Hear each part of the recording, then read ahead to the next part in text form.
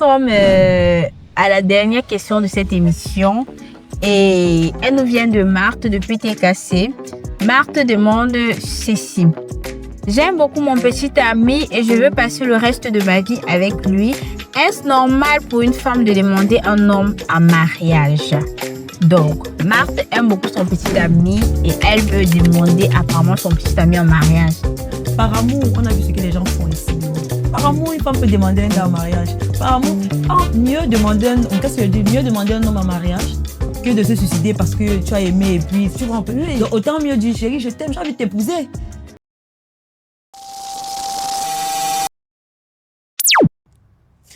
Hello mes reines, bonsoir, j'espère que vous allez bien. Je suis Gladys Irène et je suis accompagnée aujourd'hui d'une charmante demoiselle. Marie-Ange, comment tu vas? Je vais super bien par la grâce de Dieu. Qu'est-ce que tu fais dans la vie, Marie-Ange? Je suis étudiante, plus précisément infographiste.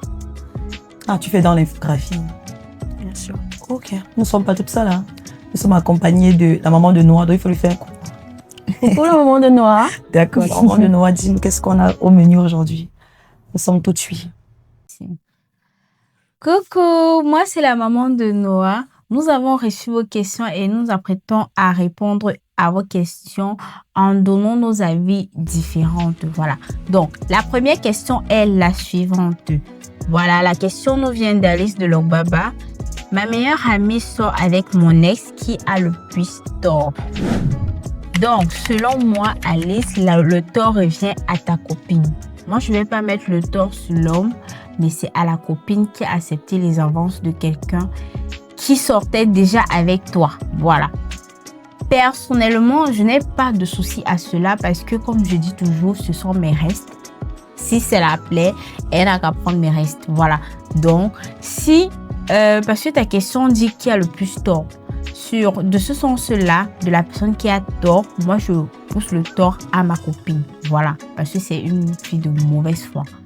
Tu peux pas savoir que je suis sortie avec quelqu'un et puis tu décides de te mettre en couple avec la personne en question. Voilà. Selon moi, vraiment, le tort revient à ma meilleure amie.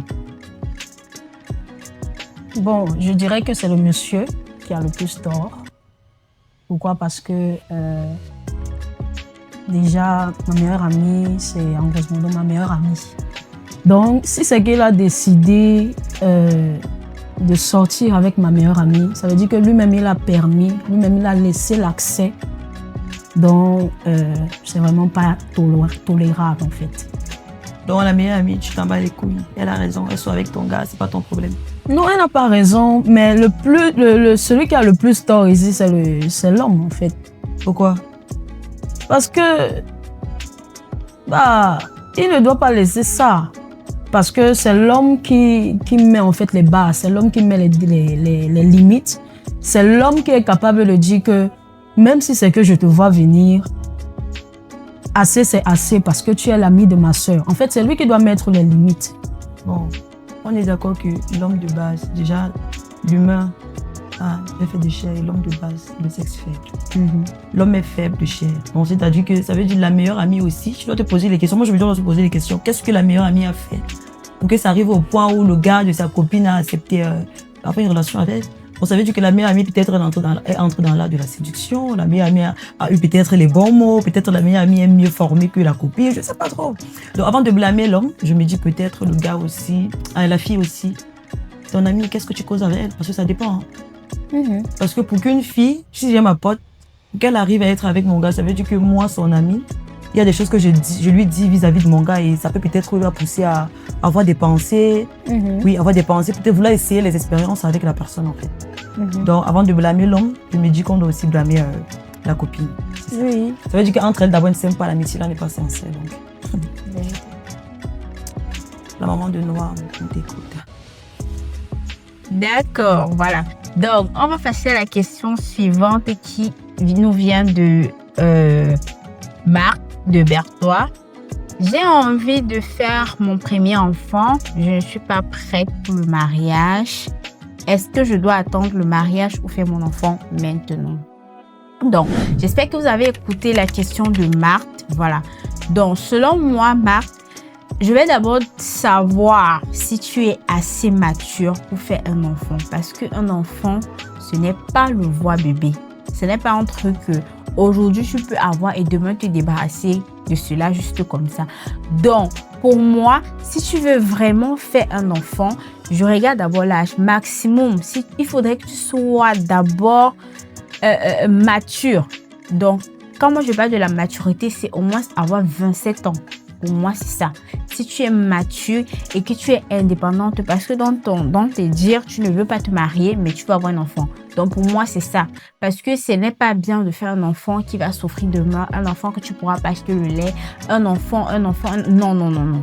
N'accouchons pas les enfants pour les faire souffrir. Donc, Marc, toi qui ne veux pas te marier, qui veux faire ton enfant, j'espère que, maman, tu es mature et financièrement stable. Donc, tu vas pouvoir prendre soin de ton enfant sans demander l'avis de personne. Voilà. Donc là, ça, c'est mon avis à moi. Voilà. Bon, si je peux conseiller la personne qui me suit en ce moment, c'est... on n'a pas besoin forcément d'attendre le mariage pour avoir une progéniture, parce qu'on ne sait pas de quoi est fait le lendemain. On peut peut-être se dire que le mariage est important dans la vie d'un humain, mais je pense qu'on n'a pas forcément besoin d'être marié pour avoir un enfant ou alors pour avoir une progéniture. Parce qu'on ne sait pas ce pourquoi la personne peut être limitée dans sa vie. Donc, c'est bien le mariage, mais il faut également penser à sa progéniture, il faut également penser à avoir une descendance, en fait. C'est ce que je peux te donner comme conseil. Alors, le mariage n'est pas une fin en soi, en gros. Qui est mariage ou pas fait ton enfant, c'est ça? Ouais, parce que tu dis fais ton enfant, donc ça veut dire que si je comprends ce que tu es en train de dire, je vais aller dans l'optique où on dit le mariage n'est pas une fin en soi. Donc c'est-à-dire peu importe la situation que tu voilà, fais ton enfant, parce que ce qu'on regarde c'est l'enfant, c'est pas le mari, c'est pas le mariage, c'est l'enfant qu'on regarde. Ouais. C'est Bon, ça. dans un sens, parce que comme tu as dit, le mariage n'est pas une fin en soi. Donc c'est pas forcément parce qu'on doit se marier qu'on doit avoir un enfant. Je prends l'exemple, par exemple, d'une mère célibataire qui, par les coups de la vie ou bien par les circonstances de la vie, ne s'est pas mariée, mais qui a pris la peine de ne pas, par exemple, avorter de son enfant, par exemple. Ou alors, elle a pris la peine de porter le bébé et de le garder jusqu'à la fin. Et d'une autre femme, par exemple, qui, dans le mariage, a décidé de ne pas vouloir peut-être d'enfant.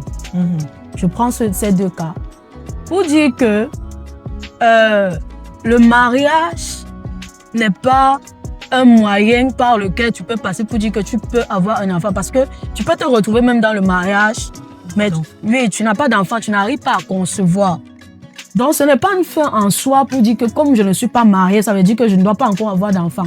Parce que tu peux faire même 30 ans, 40 ans, 50 ans, tu n'arrives pas à trouver un homme, mais le temps passe, l'âge passe et tu n'arrives pas à avoir de descendants, tu n'arrives pas à avoir de progéniture. Donc l'idéal c'est on fait des enfants. Ah oui. D'accord. En tout cas, faites des enfants. Faites des enfants selon mariage. Ok. La prochaine question nous vient de Rebecca de la Belgique. Voilà. La question est la suivante. Mon petit ami me demande mon mot de passe. Je donne ou je ne donne pas. Bon. Selon moi, Rebecca, ce que tu dois faire, c'est donner ton mot de passe à ton petit ami. Si c'est une relation sérieuse, parce que si ce n'est pas un truc de sérieux, là maintenant, je ne peux pas te donner mon mot de passe si je ne traite rien de sérieux avec toi. Voilà. Déjà, quand c'est sérieux, oui, je peux donner mon mot de passe à mon chéri. Je ne vois pas c'est où le problème. Parce que si maintenant tu commences à cacher, il va croire que tu le caches des choses alors que ce n'est peut-être pas le cas. Donc, dans un couple, moi, je me dis, les mots de passe ne doivent pas se cacher. Je dois connaître ton mot de passe, je dois connaître le mien, parce qu'on ne sait jamais au final. Voilà. Donc, selon moi, Rebecca, donne le mot de passe à ton chéri et finis les problèmes, en fait. Je ne donne pas. Je ne donne pas. Pourquoi je dois lui donner mon mot de passe? Bah, Soit tu donnes, tu ne donnes pas. c'est ton conjoint. C'est pas mon petit ami, c'est pas mon mari. c'est mon petit ami. Donc, du jour au lendemain, ça peut finir, je ne donne pas. Qu'est-ce qu'il veut faire avec mon téléphone? Et je précise, même si c'est lui qui a acheté le téléphone, je ne donne pas. Parce qu'il faut qu'on soit clair. Toi, qu'est-ce que tu feras dans ce cas? Tu donnes pas. Bon, il y a 2 cas. Ok. Il y a 2 cas. Parce que moi, je préfère ne pas... Il y a 2 cas. Il y a le cas où ça peut arriver, par exemple, que tu n'aies pas confiance peut-être à ton petit ami, alors à ton copain avec qui tu es. Tout comme ça peut arriver que tu tiennes compte du fait que vous aviez partagé beaucoup de choses ensemble, vous avez expérimenté beaucoup de choses ensemble, vous avez vécu beaucoup de choses ensemble. Là, tu te dis que il y a certaines choses que je ne peux pas rester fermée plus longtemps. Il faudrait que je sois dans la transparence totale. Genre, même si c'est que c'est pas encore mon mari, comme on dit souvent, qu'il ressente au moins sa transparence dans le couple. Parce que tu penses qu'une personne, genre un conjoint, bon, un petit ami, qui veut le mot de passe à sa copine, c'est parce qu'il ne se sent pas en sécurité vis-à-vis d'elle? Justement, non. Parce que la femme, elle se dit peut-être que non, c'est peut-être parce que il veut regarder des messages ou alors des appels qui sont un peu très, très anodins. Pourtant, peut-être c'est juste qu'il veut regarder quelque chose. C'est quoi la chose?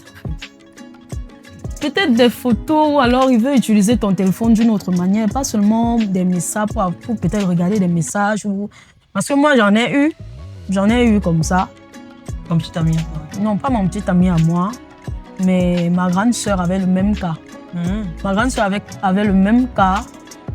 Et elle, ce qu'elle faisait, c'est que elle donnait le mot de passe. Mais quand il finissait de faire ce qu'il voulait faire, elle changeait le mot de passe.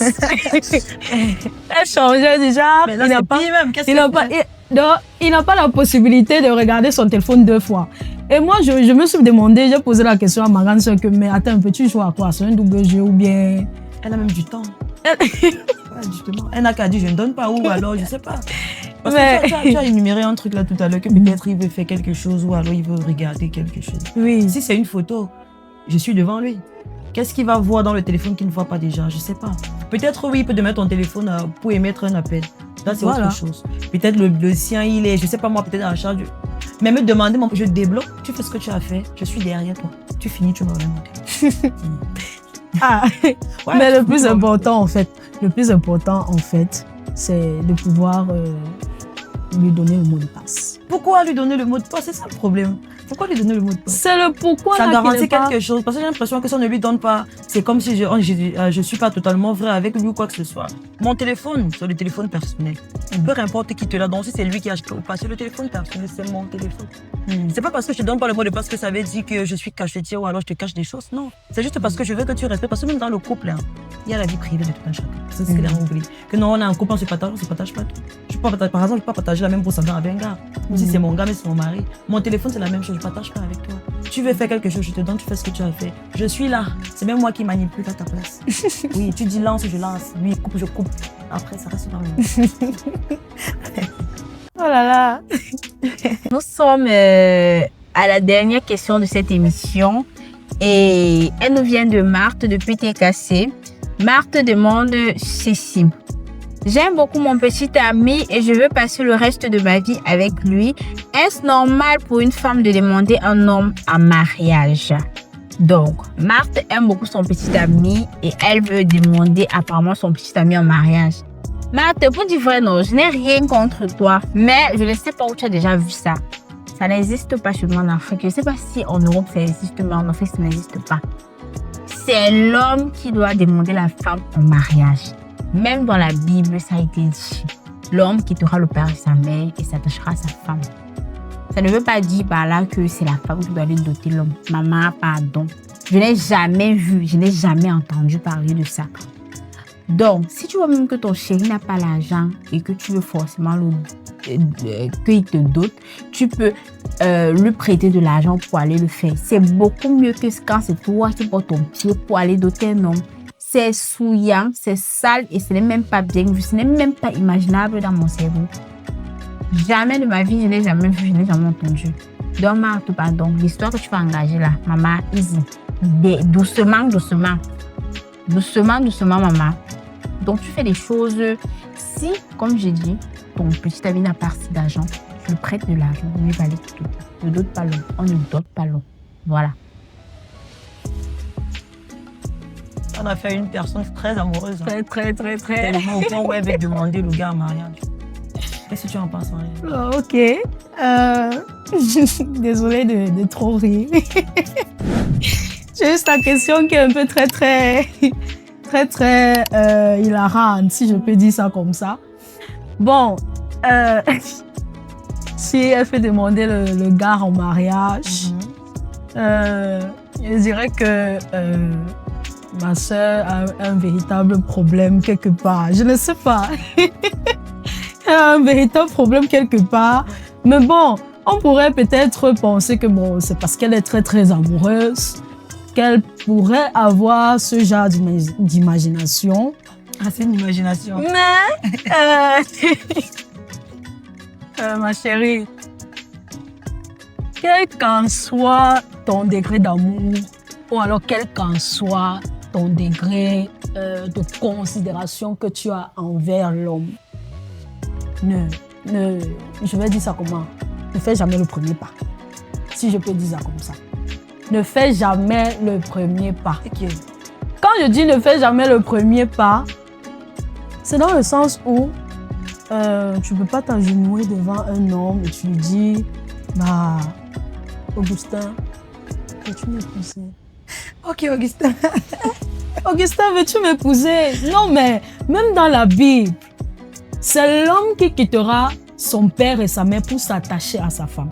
Donc, c'est à l'homme d'aller vers la femme et de lui déclarer son amour pour lui dire que, bon, ma chérie, on a fait beaucoup de temps ensemble, on a partagé beaucoup de moments. Maintenant, il faut que je te mette dans ma maison. C'est l'homme qui part chercher la femme.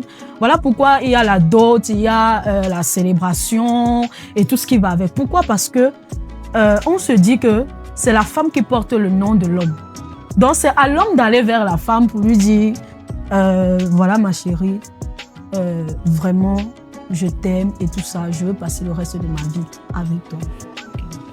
Mais même si la fille aime n'importe comment, c'est à l'homme de le faire. je ne pense pas que c'est à cause de la mentalité africaine. Parce qu'ailleurs, une femme ne trouverait pas, les Occidentaux ne trouvent pas de problème. Si tu aimes, moi je me dis, si tu aimes, pourquoi ne pas faire le premier pas? Si tu as à venir vers toi, ah chérie, je t'aime, j'ai envie de t'épouser. C'est pas pour autant dire que c'est moi qui vais faire la dot, c'est toi qui vas faire tout ça, mais je viens vers toi parce que je vais te marier. Peut-être tu t'as à me dire ce que j'ai envie d'entendre. Moi, je fais dans le premier pas, je demande à m'épouser. Quand tu dis ça, ça casse même son mood. C'est un gars que, hey, il va se poser des questions que donc ça veut dire que c'est que moi, je vis avec la fille depuis des années, j'ai l'impression que quelque chose ne me donne pas. Pourquoi c'est elle qui s'est levée pour venir me dire ça? Donc, quand tu vas lui dire comme ça, psychologiquement, le gars va se poser des questions et je me dis, ça va le booster à faire ce qu'il faut faire. Donc, demander, ça ne veut pas pour autant dire que. Parce qu'il ne faut pas. Quand on t'entend parler, c'est genre, la femme, c'est trop rapide. C'est parce que j'ai quel qu'en soit le décret d'amour. Par amour, on a vu ce que les gens font ici dehors. Par amour, une femme peut demander un gars en mariage. Par amour, mieux demander un homme en mariage que de se suicider parce que tu as aimé et puis tu vois un peu. Donc, autant mieux dire, chérie, je t'aime, j'ai envie de t'épouser. Oui, lui, quitte à lui de. On ne te demande pas de t'agenouiller quand même. Non, pas de t'agenouiller, mais de lui dire. La demande de la femme, ça ne va pas aussi être avec tous les protocoles que tu vas te mettre à genoux, tu vas présenter l'alliance, tu vas dire est-ce que tu veux faire le reste de ta vie avec moi? Non. Faire coucher sur le lit, tu lui dis ça fait plus de temps qu'on est ensemble, je veux qu'on s'entende bien. Puisque toi tu tardes à le faire, je prends l'avance sur toi, je veux que tu m'épouses. Ou alors épouse-moi, oui, ça arrive. Mais ça peut être une question de mentalité. Oui, parce qu'on est en Afrique et tout. Bon, oui, mais oui, c'est vrai. Je pense pas que tout le monde pense comme ça. C'est vrai. Mais beaucoup plus dans le sens global du terme, en fait. Dans le sens surtout qu'on dit que l'amour prend tout. Hein. Oui, l'amour prend tout. Voilà, l'amour au-dessus de tout. L'amour donc si tu aimes, vous savez que tu es capable de tout. Oui, voilà. Mais dans le sens où nous tous on sait que c'est l'homme qui va vers la femme. C'est ce qu'on sait. Oui. Et qui a fixé ces normes-là? C'est ce que nous on sait. Qui a dit ça? Qui a écrit ça? Même dans la Bible, on le dit. Qui a écrit la Bible? Moi, je prends ce cadre-là. C'est un homme qui a écrit la Bible, donc ça veut dire que... Je peux venir là, je dis à mon gars que, bon, chérie, j'aimerais qu'on se marie et tout ça. Oui, Mais je disais beaucoup plus dans le cadre où peut-être c'est la femme peut-être prend la bague et tout ça, et elle vient, elle se met à genoux, puis dit que monsieur mon mari, voulez-vous être mon époux? Oui, c'est dans le sens où, en fait, c'est dans ce cadre-là où moi je parlais. Mais sinon que la femme peut le faire. La femme peut déclarer, dire que non, assez c'est assez. On a beaucoup fait de temps ensemble. Je voudrais vraiment qu'on se marie et tout ça. Oui, la femme peut le faire. En tout cas, je vais passer un message à Augustin. Augustin, ça, je peux marier un jeu de vache, jamais se mettre à genoux pour te demander à mon frère. Donc, je sais pas ce que tu fais. Je sais pas ce que tu prends comme temps. Mais... Notre émission arrive à sa fin. Vraiment, merci d'avoir regardé. Je vous prie de partager, de commenter et de liker. Vraiment, je vais vous laisser un numéro sur le bas de l'écran où vous pouvez envoyer tous vos messages. Donc, si vous avez des questions ou des préoccupations, vous pouvez les envoyer là-bas. Et ensemble, nous allons discuter pour trouver ensemble des solutions. Donc, le numéro est le suivant, le 6 83 77 76 52. Je répète, 6 83 77 76 52. Merci.